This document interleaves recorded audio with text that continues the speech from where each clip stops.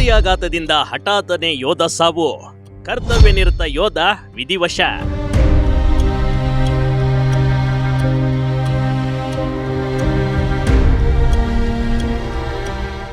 ಇತ್ತೀಚಿನ ದಿನಗಳಲ್ಲಿ ಯೋಧರು ಬೇರೆ ಬೇರೆ ಕಾರಣಗಳಿಂದ ವಿಧಿವಶಕ್ಕೆ ಬಲಿಯಾಗ್ತಾ ಇದ್ದಾರೆ.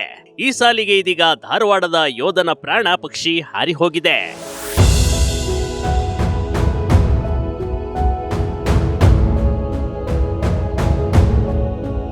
ಕರ್ತವ್ಯ ನಿರತ ಯೋಧನ ಸಾವಿನ ಸುದ್ದಿ ಕೇಳಿ ಕರುನಾಡಿಗೆ ಆಘಾತವೇ ತಂದಿದೆ ನೋಡಿ.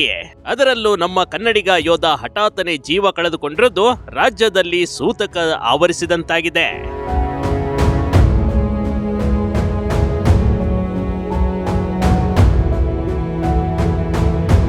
ದೇಶಕ್ಕಾಗಿ ಸೇವೆ ಸಲ್ಲಿಸುತ್ತಿದ್ದ ಯೋಧ ಇನ್ನೇನು 4 ತಿಂಗಳಲ್ಲಿ ನಿವೃತ್ತಿ ಹೊಂದಲಿದ್ದ ಯೋಧನ ಸಾವು ಎಂತವರಿಗೂ ಆಘಾತ ತರಿಸಿದೆ.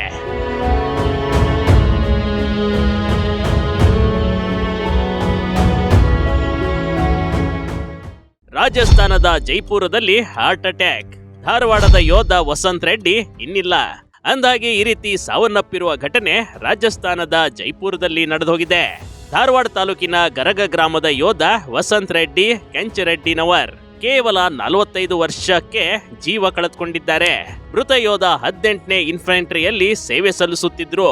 ವಸಂತ್ ರೆಡ್ಡಿ ಅವರು ಸದ್ಯ ರಾಜಸ್ಥಾನದ ಬಾಡ್ಮೇರ್ನಲ್ಲಿ ಕರ್ತವ್ಯ ನಿರ್ವಹಿಸುತ್ತಿದ್ರು. ಕಳೆದ 24 ವರ್ಷಗಳಿಂದ ಭಾರತೀಯ ಸೇನೆಯಲ್ಲಿ ಕರ್ತವ್ಯ ನಿರ್ವಹಿಸುತ್ತಿದ್ದ ವಸಂತ್ ರೆಡ್ಡಿ ಅವರಿಗೆ ಬುಧವಾರ ಏಕಾಏಕಿ ಹೃದಯಾಘಾತ ಕಾಣಿಸಿಕೊಂಡಿದೆ.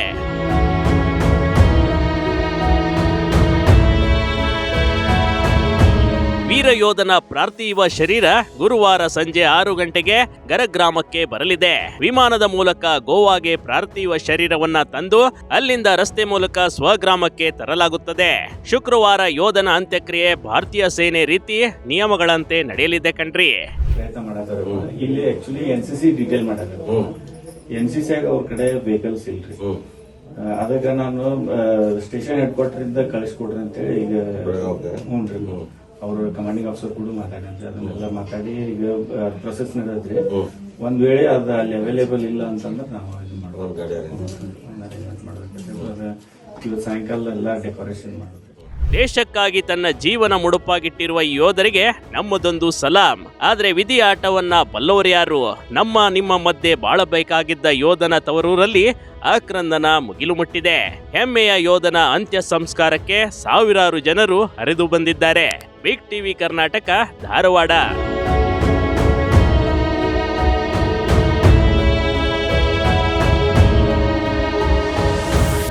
ಬಿಗ್ ಟಿವಿ ಕರ್ನಾಟಕ ಯೂಟ್ಯೂಬ್ ಚಾನಲ್ಗೆ ಈಗಲೇ ಸಬ್ಸ್ಕ್ರೈಬ್ ಮಾಡಿ. ಧನ್ಯವಾದಗಳು.